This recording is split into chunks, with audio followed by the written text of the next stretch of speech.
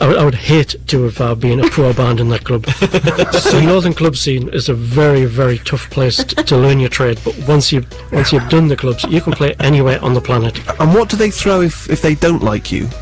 I Money. didn't hang around long enough. No, they never threw money ever. So you encouraged them to throw this in appreciation? No, didn't. No, never encouraged people to throw pies. How do you know they were throwing it because they were fans? Are you because sure? They would clap afterwards. Because he's a drummer. Of course. The drummer. If they didn't like you, they wouldn't have you staying around all night. They would pay you off. So if you were still there at 11 o'clock, you'd done well. Wow. Oh, the North. What's it like? It never fails to live up to the cliches, does it? Harry and Paul must be very proud right about now. Harry, Spinal Tap. do you ever get jealous of sort of real musicians? You know, not that you're not a real musician, but in terms of course you're a real musician, but I mean those. You know, there's always a danger, I think, with the comic. Faux pas like that are a sign of creeping Marfan syndrome. But no, I suppose that you know my point. I do know your point. No, I take your point. Let me clarify my point. I suppose there is sometimes a feeling with the more humorous song that although it can be enjoyable on many levels and you can repeatedly listen to it, it's sometimes like when a marathon runner runs dressed as Scooby-Doo, and you sometimes want them to take the costume off and see if they can win the race. Because it's sometimes an excuse, isn't it? I don't have to actually be the proper runner because I'm running for charity wearing a Scooby outfit. Is there sometimes that impulse? Do you feel that if you could just really bare your soul? Maybe is that what you're scared of bearing your truth? Are you worried about the world seeing the real Harry? I'm kind of wishing I'd started answering this question way back when, not let you elaborate so profoundly on it. Yes, Stephen, that's what I'm afraid of doing, and it took me until this very moment in the Radio 6 studios to be able to bare my soul. But no, I suppose what I mean... now you've opened the door now. Gone too far? Now you've opened the door. No, screw myself. We've had the experience doing Spinal Tap shows where playing cities where clearly we're watching the audience and half of the audience are in on the joke and are laughing and repeating the lyrics, and the other half are just banging their heads and because we're the loud band in town that night. So if you're not playing crappy music, if you're not doing music that's just supposed to be bad and musically, if you're trying to be credible, and the fun we make is just the band made poor choices. Yes. Then you're doing exactly what you would do in a proper band, Absolutely. know, and you expect to be paid accordingly. But that's the thing. I mean, there's the disappointment right there. Of course, not being paid accordingly, not having a cut of the t-shirts. Yeah. Is it right that you once supported yourselves? Yes. Is this a kind of urban myth? Or no, it's absolutely true. And you were booed? That they basically threw pies and beer pies and money out of appreciation. No, and by the way, to correct her dad, they have thrown money at us when we had to stop doing the song "Give Me Some Money" because people were throwing coins at us and hit me in the eye one night in Chicago, and I went, "You." Hello, everybody. But what was the question? The question was, is it right that you once supported yourselves? Yes. In 2000, we did a little tour of the States, playing Carnegie Hall, if you please. Wow. Carnegie Round of applause Hall. for Carnegie Hall. Thank you. It's a tremendous hall. It is a tremendous hall. And we'll make that the Steve Show Hall of the Week. Yes. Hey! Thank you. We played the Greek Theater in Los Angeles and the Hard Rock in Vegas, and we thought, wouldn't this be cute to open for ourselves as the Folksmen, who were the folk trio that later appeared in Mighty Wind, because the very first time the Folksmen had ever appeared, the second time they'd appeared, they had supposedly been booked as the lead-up act for us when Tap played Royal Albert Hall. They didn't open for us at Albert Hall, but the TV special we did based on it, they were busking in a tube station because they were thrown off the Albert Hall gig. So we thought, all right, we'll do that. We'll be clever, and we'll open for ourselves. And at Carnegie Hall and the Greek Theater and all these places, there was an announcement of who was performing, and it informed that there's an opening act. So you could watch people kind of figuring out, there's 3 guys in this, and there's 3 guys in that. Ooh, look. But then we went a step too far. We were invited back to New York to play the Beacon Theater, and the promoter forgot to mention that there was an opening act. And so our joke, our riff, our comical riff on the idea of the inappropriate opening act and the discomfort that is attended upon that started going, tap, tap, tap, tap, tap. Not a one of them got it that we were them. And we couldn't break character to say, no, we're the guys you like. So we just, the armpits started flooding, and we had to.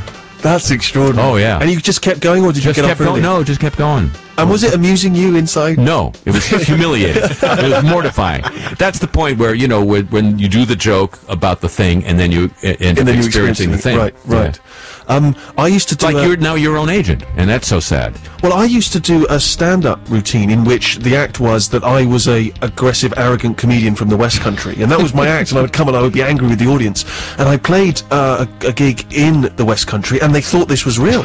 And they were booing, they were shouting, "Get off!" And I didn't want to come out of character. Of course. Partly for my own pleasure, but also because I didn't have any other routine. Yeah. So I couldn't come in and say, "No, it was a joke. Here's a couple of zingers." Yeah. What is it about airplanes?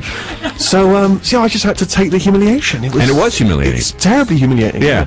But then it's our own fault for not doing proper jobs. Well, but here's my exactly. But here's my theory about why we get into this field in the first place, is because it was this amazing discovery that we made sometime during childhood that we could control when people laugh at us. Right, yes, you might be right. Yeah. See, there's a window into my soul. And that because being laughed at can be an unpleasant experience when you're a kid. Well, particularly if you have, Marfan syndrome like me, and you are freakishly tall, I would much rather people pointed and said, "Ha ha, that's the guy from the TV," than "Ha ha, that's the freaky guy from down the lane," and make me sound like a nursery rhyme character. That would be. So that's why we get. Isn't that? That's exactly the reason, I think. Yeah. I know you need to get going. I know you've probably got a fancy showbiz life, but I just quickly, you mentioned Christopher Guest, and obviously the movies that you've done. Aside from Spinal Tap, obviously you've done A Mighty Wind, Best in Show. For your consideration. And are there any more in the pipeline? Or? There may be, but this year we're sort of reserving for Spinal Tap. Yeah, sure. And I think there's going to be a Spinal Tap book next year, so the boys are busy working on that. And boys, notice how I refer to our fictional characters. Of course. Yeah. And just finally, if you are Tap fans and you've not yet got the DVD with the commentary, that's a whole other new, fun, enjoyable way of experiencing Tap. It's you guys in character doing a commentary on the fictional documentary. There are so many layers upon layers. Mobius strip, but it's upon Mobius strip. Exactly, yeah. But it's absolutely tremendous. Well, anything else you want me to plug? We won the not well-known award for best DVD commentary that year. They actually give awards for that. Anything else I want you to plug? No, Songs of the Bushmen. Songs of the Bushmen is here, yeah. We'll play another tune from that next time we're on, but this is, yes, and you can get it on iTunes, you Yes. iTunes, other MP3 downloads are available. You can also get the album. Is it available in the UK? On iTunes, but not in stores. iTunes. Yeah, there aren't any stores, in case you haven't noticed. You're right, of course, they don't shops. exist anymore. Yeah. Right, but Songs of the Bushmen, Harry Shearer's album, as I say, taking, and musically very accomplished, Thank you. and also taking healthy swipes at the Bush administration. Thank you very much indeed, Harry Shearer. Round of applause. Thank you so much for coming in. It's an absolute honour to have you here. Thank you.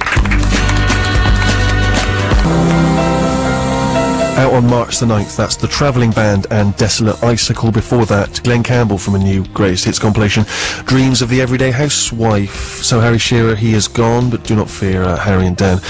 And Sammy and Sammy's father still with us, up in Newcastle. Sammy, you still there? Yep, hello. How are you, alright? Snackless, and it bothers me. Snackless? Well, every week I come to London, I bring snacks, and the boys bring snacks, and it's lovely, and we have a lovely big pile of snacks.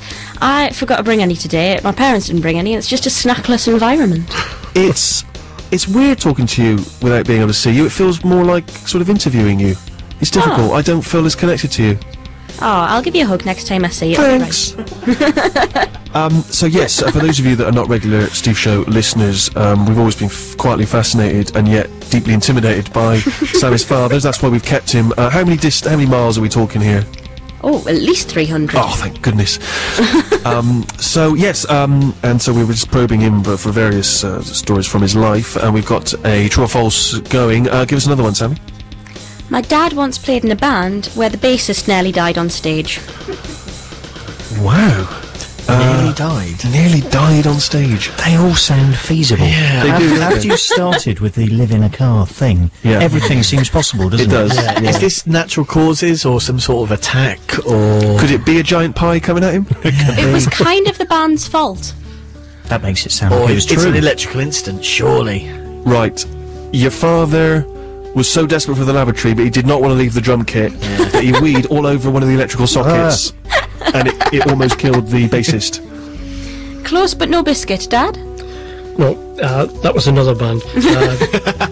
This particular That was Take That, I think. I think it was. There's no drummer in Take That, couldn't be. Sorry, go on. We decided to entertain the audience, so to speak, and we done the Alice Cooper's Killer. I don't know if you recall that. It's a whole section on the Alice Cooper Killer album where this guy's taken to the gallows. We recreated that on stage. Right. You mean you recreated with the gallows? With the actual gallows? Yes, me and the one of the guys in the band who was a joiner, the same as me, we built a full-size gallows. It's like Spinal Tap. Yes, exactly like It may as well have been Stonehenge. Wow, so you built a full-size gallows. Yes. And you brought that fully finished. Did no policeman thought there's a car driving by with a full-size gallows strapped to the roof? Nothing wrong with that. Let that go. No, nobody batted an eyelid. So we set it up, and the bassist, a guy called Rolly Bear, real name, and we strung him up. We thought we'd done it safely. Strung him up? Yes. Expected him to play as well, of course. So hang on. Sorry to ask this question. It seems silly, but I'm presuming that he wasn't. When you say strung up, he had something beneath his feet. He wasn't literally hanging from his throat. Dangling. Yes, he was dangling. He had a harness, didn't he? Something safety, surely. Well, it was sort of makeshift, but it failed. And we weren't aware that it had failed. So we were in the middle of this song, strobes going, smoke going, the Alice Cooper big drum sound going in the background, and there was members of the audience had to rush up on stage and pull the poor guy down. He was red in the face, and he was red in the face. I bet he was red in the face. Health and safety would have been all over you. That's he managed to keep the bass guitar going. What an absolute bloody pro. That was just muscular spasms, wasn't it? It result of lack of oxygen. Yeah, he just happened to get into a rhythm. He got into a groove as he was slowly asphyxiating. This is remarkable. All the way home. Except him, who's no longer able to speak. Exactly. That's absolutely extraordinary. And so the following week, what did you brought a guillotine along? No, we decided that was a bit too dangerous, and we actually left the gallows at that club. It's probably still there. That's extraordinary, and it was beautifully built. I'm sure the workmanship was. I'm sure he was admiring that just before he blacked out and his life flashed before his eyes. Wonderful bit of joinery that. I must get these guys round if I recover. Well, that's quite remarkable. Listen, as a wonderful treat, we've got a track actually that you yourself have recorded with your band. What's your current band called? Well, I'm not with a band at the moment. The last band I worked with was actually with my daughter Sammy, believe it or not. All the times we had. Yes, Sammy's quite a good keyboard player. Anyway, this was done a few years ago with a guy I've worked on and off with since I was 16 years old, a lad called Alan Blevins. He actually wrote this track, and between us we got together and recorded about 12 tracks and done a complete album. It was like a concept thing. This record's never seen the light of day. It was written and recorded with radio in mind. The song is called Go Radio, and it pays homage, if you listen closely to the lyrics, they're very clever, to the Beatles. If he does say so himself. Yes, even if I say so myself. Thank you very much indeed. We will listen to this. We'll be back with you in 1 second. Thank you. Nothing to be ashamed of there at all. It's a cracking little tune. Are you still there? I have to agree, Stephen. I have to agree. And you say it was called Go Radio? Go Radio, yes. And did you have a name for your little collective? Or the Ties. The Ties. The Ties, as in neckwear, yes. You've got something about necks, haven't you? Yes. That's weird. That's interesting. That's funny, because my dad nearly killed me by strangling me once. Your father nearly killed you? By strangling, as it wasn't on purpose, I'd like to point this out. He gave me a very tight hug around the neck, and my head was faced the other way, and I went purple and nearly died.